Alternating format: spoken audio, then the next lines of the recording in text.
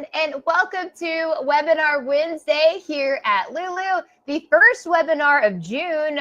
This year is chugging right along as promised. So thank you so much for choosing to spend time with us today. I'm very, very excited about today's topic. You can see that I am joined by Christina Stanley. So hello, Christina.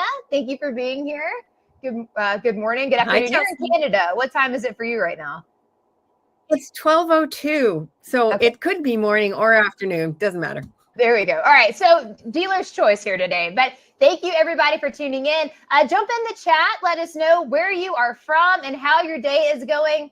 Are you a romance author? That's what we're going to be talking about here today. Find the chat. Beside the chat, there is a Q&A tab. So as you have questions for Christina as she goes throughout her presentation, drop those in the Q&A tab. We will be keeping an eye on them, and she has very kindly offered to answer questions at the end. And let us know how you are doing today. So if you have to hop out early, we will be posting this to our YouTube channel as well. You can follow us there. If you just search for Lulu University, you can see it. But I know you're not here for me. You're here for Christina. So I will turn it over here because what we're here to learn about today is shifting perspectives, the power of 2 points of view in romance. And as I said, I'm here with the wonderful Christina Stanley. I'm so excited to have her. And Christina is combining her degree in computer mathematics with her success as a best-selling, award-winning author and fiction editor. And she is the founder of Fictionary. If you guys are not familiar with Fictionary, definitely check it out. I was actually just commending her on how wonderful and involved and engaged that community is. So if you find yourself on a writing journey and you need some support, join that community. It is fantastic, and she's done a wonderful job with it. And Fictionary helps writers and editors with software, an online community, editing services, and guided writing courses. And Christina is the best-selling author of the Write Novels That Sell series. I am going to turn it over to her. Thank you, everybody, for being here. And again, thank you so much, Christina. Thank you, Chelsea. Super excited to be here. I love talking about romance. I love talking about books and how to edit books. That's our thing at Fictionary. I'm just going to share my screen.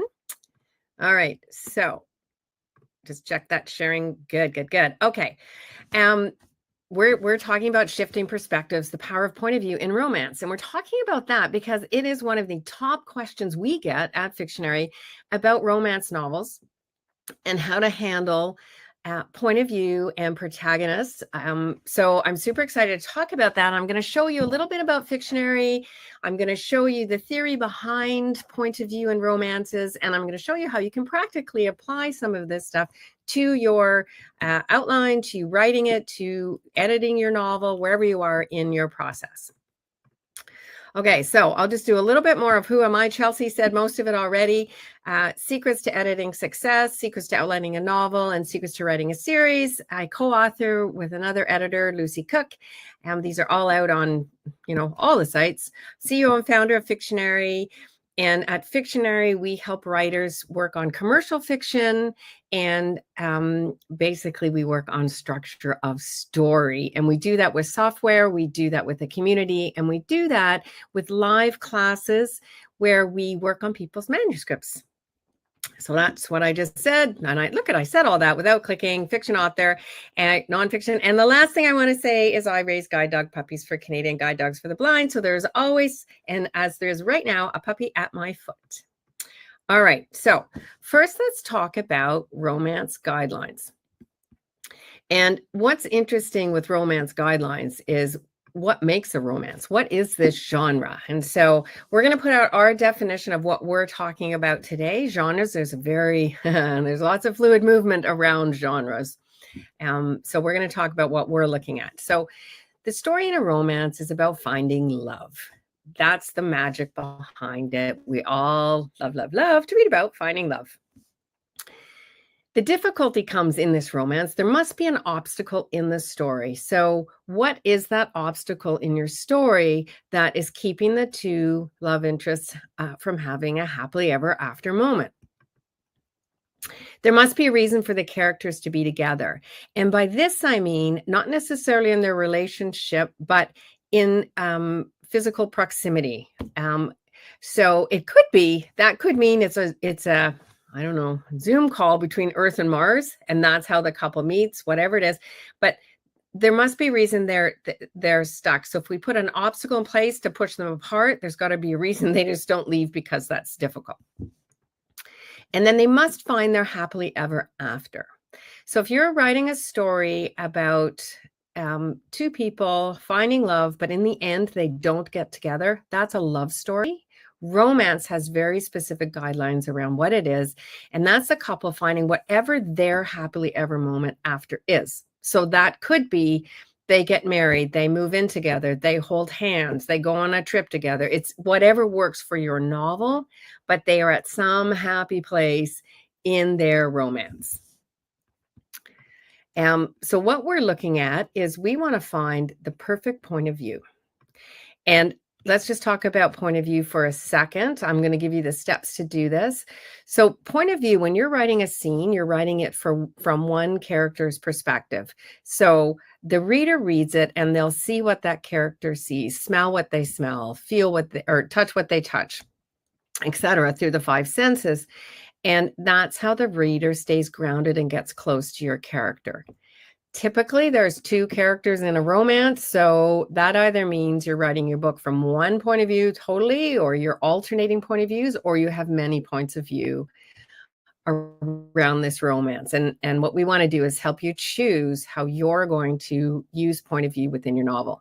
So the first thing you're going to do is write a skeleton blurb for your story, and then for each character in the story. And I will, of course, talk about that in a minute. The next thing you're going to do is you're going to choose your protagonist type. And I'll explain what I mean by that. There's two types that typically apply to a romance.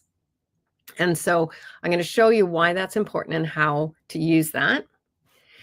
When you know your protagonist type, then you can determine what your strategy is going to be for your point of view. And by this, I mean, for every scene, you must decide which character is going to have the point of view. And then we will use that to decide how often and when. And then we're going to test it to see if it works. And I'm going to show you a couple of novels that are commercially successful in the romance genre so that you can look at a real life example. Alrighty, so we're going to talk about skeleton blurb first.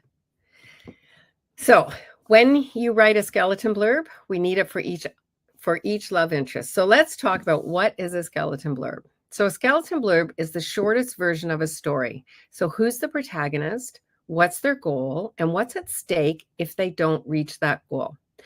And the skeleton blurb is something for you, the author. It's not the blurb that goes on the back of your book. This is for you only. You could use it to create the blurb or book description if you want, but what we're really looking at here is to get you focused. And so the skeleton blurb is going to help you find what type of protagonist you have, and it's going to enable you to track the story. And you're going to see through this, I've thrown in a few extra things beyond point of view just to show what it means to track the story. And I honestly believe when you're outlining, writing, editing, the skeleton blurb is the most useful tool to keep you focused and on track. Also, I just wanted to say, if you do have questions, feel free to pop them in the chat while I'm going through this. I'm happy to answer them if something I'm saying is not clear. I'm covering a lot of topics today, and I want to make sure that we don't lose anybody here. All right, so we have a skeleton blurb. Who's the protagonist? What is their goal, and what is at stake? And what is their goal is their story goal for the entire novel. It's not the goals per scene or per chapter. It's what is the goal for the story in itself. All right, so here's the most common editing question I get in a romance novel. And these are the two books that I want to look at. So we're going to look at Who's the Protagonist in Bridgerton by Julia Quinn, and in The Wedding Date by Jasmine Guillory. And one thing I want to say about these both books, so Bridgerton is a historical romance, The Wedding Date is a contemporary romance, and they're both fabulous books to look at for structure. So if you're looking how to structure a romance novel, these two books do it beautifully. Now, what we want to figure out, so in the Bridgerton, The Duke and I, we've got Daphne and Simon are the two main love interests. And in the wedding date, we have Alexa and Drew. And so the question is, for these books, who is the protagonist? Now, one thing I want to caveat this with is, just like the skeleton blurb, when you're making this decision is for you. And the reader they might see them both as protagonists. So what we're talking about here is how you're going to control writing and editing your book. And I see Valerie just put up, I just sent second draft of my third book. Congratulations to my editor last night. And you should be excited. That is fantastic news. I know when my stuff goes to an editor, I'm always really nervous. So I totally get what you're feeling. Fantastic. Alrighty, so we've got the Bridgerton, Duke and I, both two characters, and they handle the protagonist and the point of view strategy quite differently. So now we're going to talk about a single or a combined protagonist. And again, I want to stress this is for you to work from, not something the reader actually needs to know about. And when we're in a romance, so if we have two characters, those two characters, if they have different goals and the stakes of them failing those goals is different, that means one of those characters is the protagonist in this romance. If you have two characters and they have the same goal and the same stakes, that means they're a combined protagonist in this romance. And when characters are a combined protagonist, it means that every scene in the novel pushes them closer to or farther away from their happy ever after, both of them. When there's a single protagonist, it's pushing that character closer to or farther away from their happily ever after. So let's look at the Duke and I. And the Duke and I here. So I'm going to give you the skeleton blurbs for both Daphne, who's love interest 1, and then Simon, who's love interest 2. And Daphne, so skeleton blurb, if you remember, is just who's the protagonist, what's their goal, and what happens if they fail. So in this case, when you're writing it at the character level, you're just choosing the character, not the protagonist for the novel, because we want to use this plus the next skeleton blurb to determine what type of protagonist we have. If we look at these two together, we have Daphne must show Simon he is worthy, otherwise they will never have children. And so Daphne, her goal is married, have children in the historical area that she's in. That's basically her way forward. Simon's goal is Simon must stay single, otherwise he will end up having children. So you can see here, their goals are different. So she's trying to prove to Simon he's worthy, so he will have children with her. And he's trying to stay single, otherwise he's going to have children.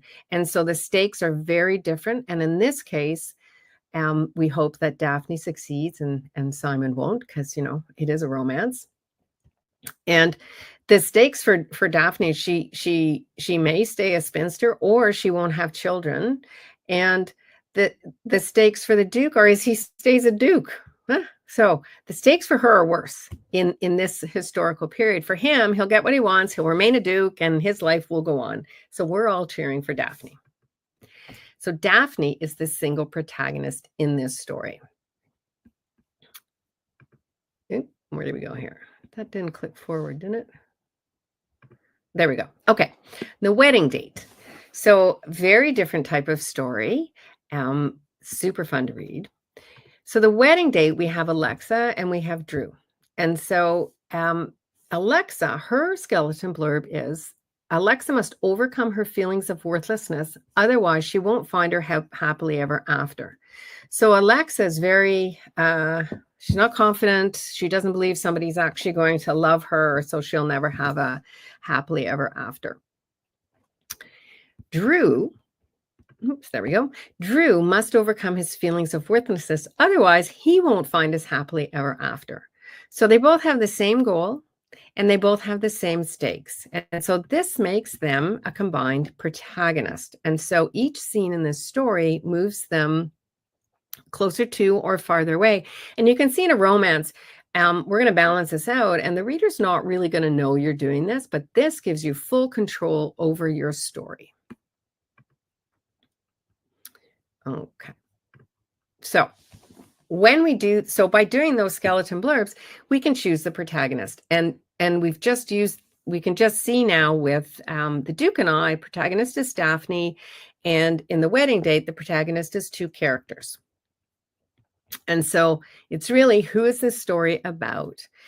It's unusual in a romance to have a group protagonist. That can often happen in a fantasy novel. So Game of Thrones is a great example of a group protagonist where it's the humans against the White Walkers. So if the humans don't annihilate the White Walkers, then the White Walkers are going to annihilate the humans. If you don't know that story, it's White Walkers are bad and humans need to get rid of them. And that's the fundamental story being told there. And it's a group. And from this, we can determine the point of view strategy. And you can use this for strong pacing toward your story goal because you're controlling every scene and its purpose in the scene related back to the protagonist either achieving or not achieving their story goal. All right, so once we have the skeleton blurb and we know who the protagonist is, then we can look at what are you going to do for your point of view throughout your novel.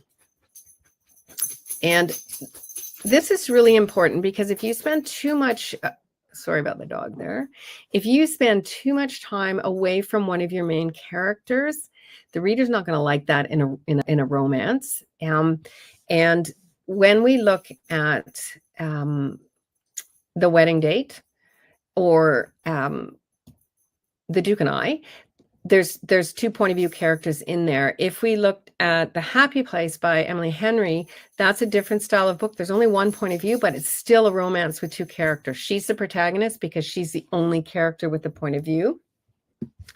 So I'm just going to flip over to the Fictionary software for a minute because I want to show you what you can see when you're looking at point of view strategies.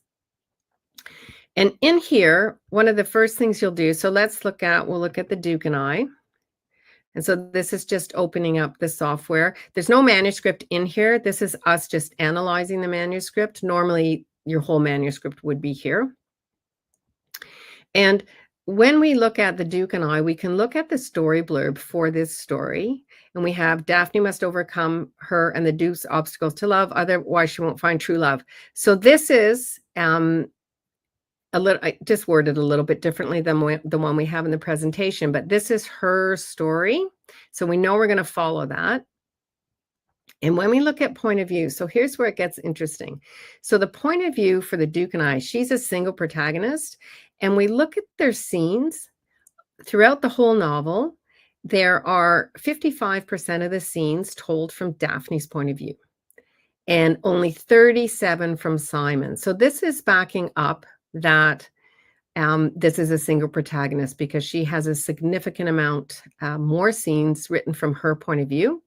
There's a narrator in some of the scenes. And the other interesting thing the author does with point of view is there's one point of view scene from Anthony Bridgerton, and he's the protagonist in book 2 of this series. And so she's using the point of view, not just for balance to show that Daphne is the protagonist and that she has the most at stake. She's also using it to foreshadow who's coming next in this series. If we go back to the bookshelf and we look at The Wedding Date, who is a combined protagonist, and then we just click point of view here and we show the point of view for these two. Alexa is 53 scenes and Drew is 46. So we got 54 to 46%. And this shows it's half and half pretty much, right? So this is really close. So this is again showing us very tight control over point of view. And you can see down here, this is showing how she's going back and forth between Alexa and Drew. And so she's giving the reader the experience of this romance from both sides, 1, 2, 1, 2. And so the readers will really stay with her doing that. So when we're choosing our point of view strategy, what we're looking at is this is the character the reader's experiencing the story through. And so I'm going to show you in a little bit an outline of also why this comes into play in a romance in particular. But you're using it to give the reader time to connect with important characters, increase tension, and perfect your pacing. And so, of course, the tension increase comes in romance when the perspectives of the two aren't quite matching up, and this always causes problems. Oh, look, Sam says, shock horror. I just realized my novel is a love story, not a romance. Yeah, and so the point of view rules work exactly the same. What you're doing, that's such a great question, Sam. What you're doing is you're looking at the climax scene is going to be different. That's all. And so the protagonist, the point of view. Now, if you're if it's a love story because one of them dies, you have to be very careful with point of view that you want to lead it up to it. So it's I don't know how to say this. So you you don't want it to be, you want it to be tragic, but not so much that it completely alienates the reader, which is hard to do. And so point of view, you can do that with. And the thing that's going to be different. So for yours, if you have a single protagonist, then your intro or your lead ups and your reactions to, say, the climax are going to be a little bit different than if you have a combined one. So you may want to see only one or the other. So it's just the ending that changes. Everything else is the same. But great question. Okay. So now I want to talk about point of view in the context of the story arc. So the story arc is, these are 5 scenes that are needed in every novel, no matter what the genre. And so when you look at just normal, so any fiction, and actually what I'm going to do, oops. Sorry, I think I'm showing on the wrong tab. Okay, hang on. Let me just go. I'm going to go over to the story arc. So here, we'll kind of ignore this one. I'm going to go to actually a better example because there's no book in there. Let's go to one that actually has a book, and then you can see the story arc. And so for any commercial book, each novel will have 5 scenes, and what they're going to have is an inciting incident. And Fictionary draws this for you. The blue line is what your goal is compared to commercially successful fiction, and the orange line is your actual novel, so the novel that was written or imported into Fictionary. Hey, Christina. Yeah. Can I ask you? Can you give us just a quick definition of commercial fiction? That was one of the questions in the chat. Oh, sure, of course. Yeah. So commercial fiction is basically one, it sells well. So many people love it. It's not a very niche piece that we're trying to attract for. And so what we're looking at for commercial fiction is patterns that have been in place since the beginning of time. The very first stories that were recorded all have this pattern, and throughout this century, last century, these are the things that are important. And I differentiate it from literary fiction in the sense that literary fiction usually starts out with, the person knows their basic craft of everything we're talking about in commercial fiction, but they're breaking something completely. They're coming out with a new technique. They're the ones pushing the boundaries of literature, and often not as popular at first because people aren't familiar with it. And then it turns into commercial fiction when we all get familiar with it and love it. So we're talking about books that sell well today. It's basically all that is. So if we look at the story arc, this is something that's really important for commercial fiction, because these 5 scenes, no matter what structure you look at, if you look at the hero's journey or the writer's journey or any of them, they all have these 5 plot points in common. The inciting incident is just where the protagonist's ordinary world is shaken up. So something has happened to change their world. And if there is no inciting incident, nothing's changed. All we're doing is reading about an ordinary world, and the reader gets bored. So the inciting incident has to be there.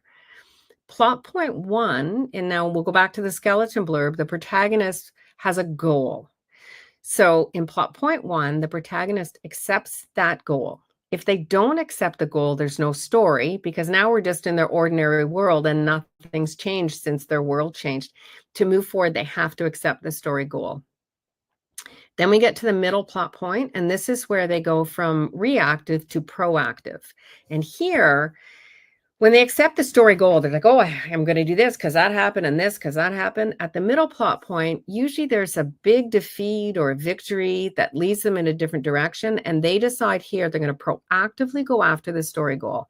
If they don't proactively go after the story goal, they're never going to get there. And so the story never ends. And so there is no story. So the middle has to be there. Plot point 2 has 2 things it needs to do.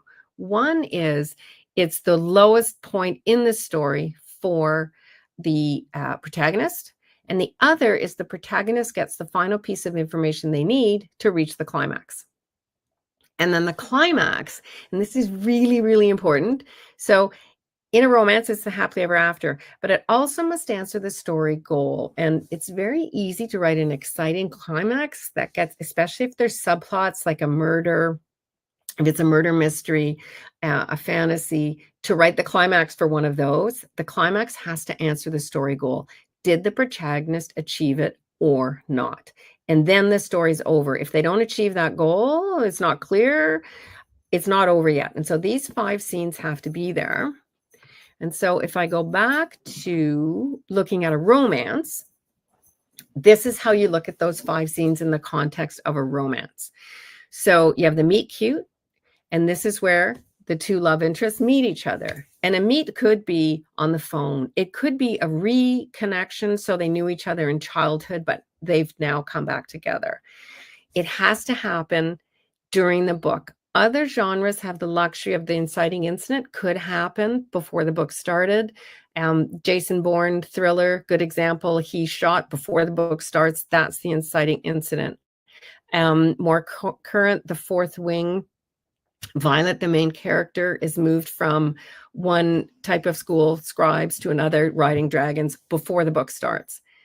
In a romance, you can't do that. The romance readers want to see the characters meet. So it has to be somewhere up to the 15%. Romances are typically much earlier than that, but you've got some leeway depending on how strong your subplots are. Plot point 1 is where their attraction is acknowledged. And so here they're accepting the goal. One of them has to, or the romance won't move forward, that they're attracted to the other. In the middle, there's a false victory or false defeat, and this turns them to be proactive. And by this, they get a false piece of information, or they think that the romance is going really well, but it's not. So it's something to do with the romance. Plot point 2 is the breakup. And the breakup can be somebody's kidnapped. So if you're in a thriller, it could be that. But it's a breakup in their relationship. And then the climax is their happily ever after moment. And so for Sam, your climax is not happily ever after moment. So this will be when you get to your love story tragic part, happens in the climax. So your climax is just a little bit different. Okay, so then let's look at the wedding date. So the wedding date, and this book, I gotta say, like, its structure is a thing of beauty. So here's the thing to notice. The inciting incident for the wedding date, it's in the first scene. So Alexa and Drew meet in an elevator, and I'm going to come back to that because she does something really beautiful with this in the resolution. And basically what happens there, this is a false dating trope where he's got to go to a wedding of his ex-girlfriend. He doesn't want to go alone. He meets Alexa, convinces him to go. So they're in false dating. At the wedding, they have their first kiss, and it's a real kiss. So this is them accepting their attraction to each other. Then in the middle, she has this friend who says, Drew's cheating on you. And Alexa, because she doesn't feel worthy, believes her. And so this starts the negative flow to plot point 2. And at plot point 2, Drew actually leaves Alexa. And so they're both at their lowest of their low. But what happens to Drew is the piece of information he gets that makes him go toward the climax is he realizes that he really loves Alexa and he needs to go get her. And so that's his new piece of knowledge to get to the they have an I love you moment. And the thing I want to say about the inciting incident is the last scene in the book is they get engaged in the same elevator. So it's a beautiful mirroring of opening and closing, and it feels really, really satisfying to the reader. And you'll see Jasmine pushes the boundaries of the inciting incidents right at the beginning, and the climax is at 98%. So it's really quick, done. They've got their happily ever after. They've got the resolution. Book's over, and you can move on. And so it's just brilliantly laid out.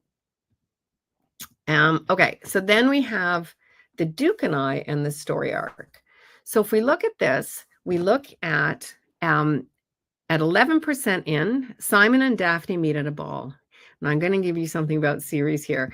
Every book in this, as you go forward, the love interest meet at a ball. So she's making this a series by having it Bridgerton family and how they meet and how things happen.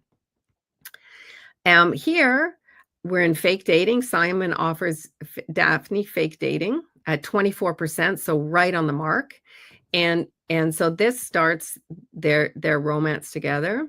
Here at 50%, Daphne saves Simon from a duel and they agree to get married. So it's a false victory because they're getting married for not love reasons. They get married, they have a bunch of issues. At 75%, right on, Simon leaves Daphne. And so then they go through a whole crisis thing. And at the climax, they have their I love you moment at 83%. And so you can see this one is more traditionally on the mark. And the reason I like to show these two stories is that they're both romances and they're both push the boundaries of the story arc scenes. And so your story arc does not have to look exactly like this. It can move very easily from around the boundaries. And so you can have anywhere from 20 to 30% in a plot point range. So you don't want to try and make this too specific. That forces you into a box. Okay, oops, that's just that. So I want to talk about, so now you know the story arc and you know your skeleton blurb, you know who your protagonist is, and then you know, we're going to look at your point of view strategy. So let's say if you've chosen the wedding date, you're going to have one strategy because you're a combined protagonist. You want them very equal. On a single protagonist, it doesn't have to be that way.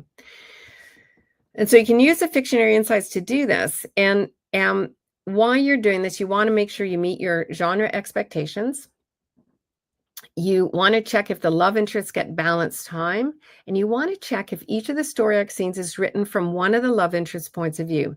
So if we go back just a sec here, with these two, in this novel, the point of view characters switches up between, doesn't switch up, but this, let me go back one there. The wedding date switches between Alexa and Drew on who's got the point of view for the key scenes.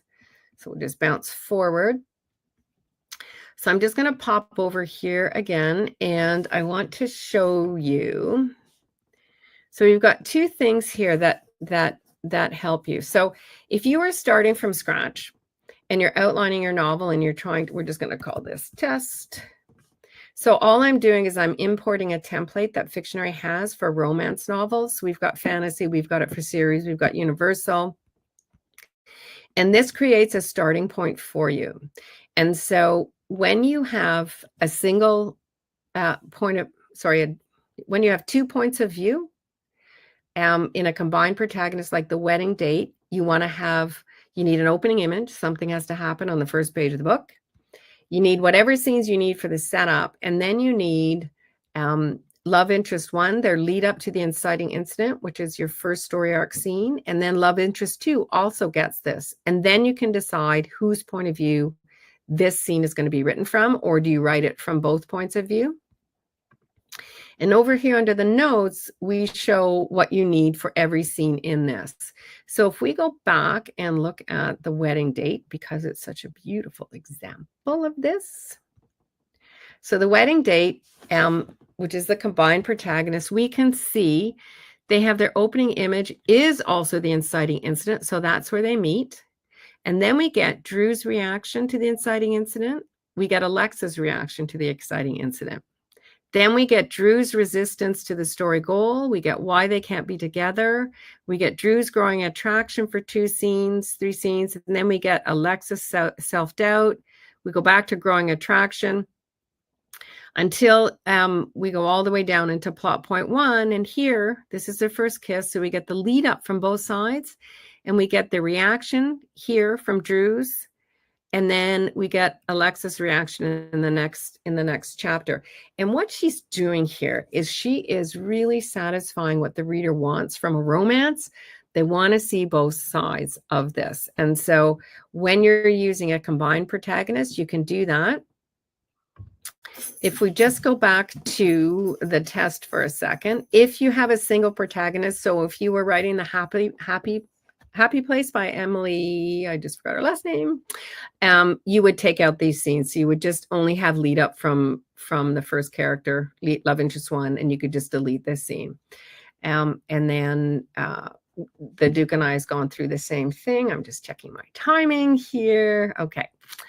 So I just want to finish off with, we have a special offer. So what we have in Fictionary besides software, so Storyteller Premium is our software that includes our Fictionary Live program. And in Fictionary Live, we teach live classes like this, working on people's actual manuscripts. And we've got a whole bunch of courses, and that helps. We do all the courses in our software. We have a community as well, where we connect writers and editors and have lots of free events. But we've set up for Lulu a coupon code, Lulu24, and this gives you 6 weeks free of the Storyteller Premium software, including the courses. So you can test it out and see if you like it. And the next course coming up is, next romance course is, from Sparks to Soulmates, a deep dive into romance structure. And here we talk about what we've talked about today. We also talk about structure and pacing at the scene level. Then we get into tension, scene flow, and then we look at settings, and then we bring it all together. And that starts on the 19th. And we also have, so that's the next, June 11th is looking at scene structure, just scene structure, romance we just talked about. The next one up then after that is how to structure your entire book series. Then we have start your story with 5 must-have scenes. So this is a deep dive into the story structure and getting the story arc scenes done. Then we have novel editing part 1, part 2, and then Forge Your Fantasy is coming up in August if you are a fantasy writer. And all of these are included. You can take any of them as many times as you like. This is the one that I just think is most related to here. So I'm going to stop sharing and go over and see if there's any questions. All right, yeah, I invite everyone to drop questions in the Q&A tab for Christina if you have them. But Christina, I have a question for you. For anyone who is working on their romance novel, is there a telltale way to know what point of view is going to work best for you? So that's where I go to the skeleton blurb. You need to know what each of the characters wants to get out of that book. And if it's the same thing, then you can decide your point of view strategy. And so the Happy Place is an interesting one because it's a single point of view book. So it's all written from the female's point of view. But they both have the same goal. They're a couple who they've broken up and they have to go to this friend's wedding. And they're friends, they're best friends forever. They haven't told any of them they've broken up. And so they pretend they're together. And so, their happily ever after is, okay, spoiler alert, is happily ever after. It's how they come back. So they actually have the same goal. They both at the first want to stay apart. And then, of course, they both want to get back together. But she's chosen just to give the woman's point of view. And that story, she's done it. So then you have a little bit of an unreliable narrator. And what that means is you only see what she thinks. And she's thinking, well, he's thinking this and he's thinking that. But the reader doesn't know if she's right or not. So it adds a different level of tension. With the Happy Place, the Wedding Date, you know what each of them are thinking. And so you can do tension that way. So it depends how you want to show the tension of the story. And with a single protagonist, you can see there's different other points of view. So if you have a story that maybe needs other points of view, then that's a great way to do it. If you write from one point of view the whole way through, that is a single protagonist. There's no way the reader is going to see that as a combined protagonist. It's a single. And so it's all kind of intermeshed. Okay, perfect. Starts with a skeleton outline. Then that's a good way to get your footing to figure out what point of view that you need for that. And shifting gears to talk about Fictionary a little bit, what does an author or writer need to get the most out of Fictionary? Should you have your manuscript done? Should you have your draft almost finished? Or what's the best way to get introduced to Fictionary? Well, it depends on where the author is in the writing process. So if you haven't started at all and you know you want to write a book, but you might not even know the genre, then if you come in at that level, you start with one of our outlines and we guide you through just a universal, here's what you need for a story. If you know that you want to write a romance, well, you start with the romance outline or the fantasy outline. Or if you're writing a series, you can start with that.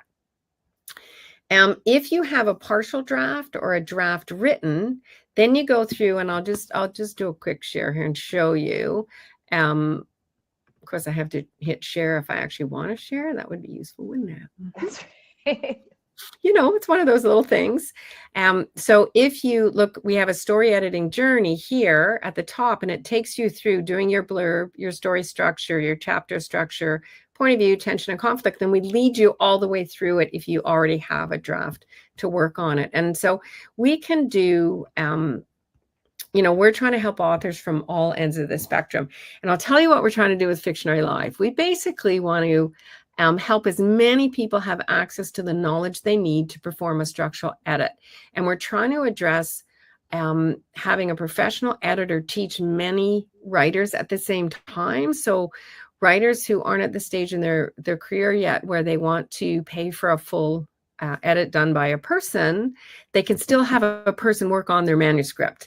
And it's huge value to others there because lots of people ask great questions that are valuable, to the next person on whoever they're sitting on the Zoom window there. So it's lots of fun.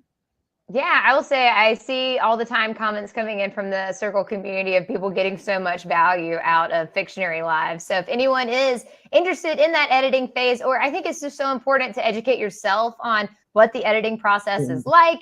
We were talking about this before we went live, but when you are even hiring an editor, I think it's really important for you to educate yourself on what you're looking for so you can know, if they're doing a great job and doing you a good service or not. So let's see, Jen is asking, do you help authors to be published with Fictionary? So how does that process work?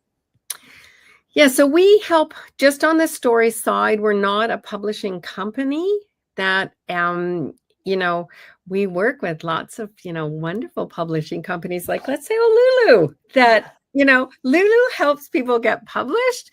We help make sure you're publishing a great story.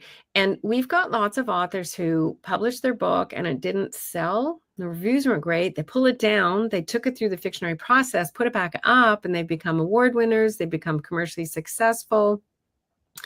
So our goal is to really make sure that you have a strong story. And we're trying to do that by providing software that guides you through it.